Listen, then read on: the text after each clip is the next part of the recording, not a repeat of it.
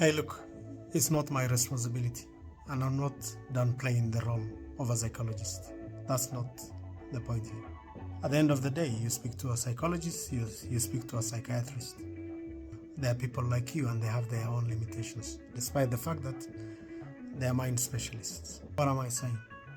What I'm telling you is that having that feeling, there is God.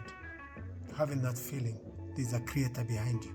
Having that feeling that some situations are beyond you and you don't have control over it, in my experience over the years, has made me realize that in itself is actually psychologically very, very important.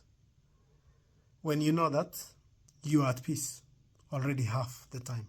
And then from there, go and seek help. Go and seek help. Thank you. Have a good one.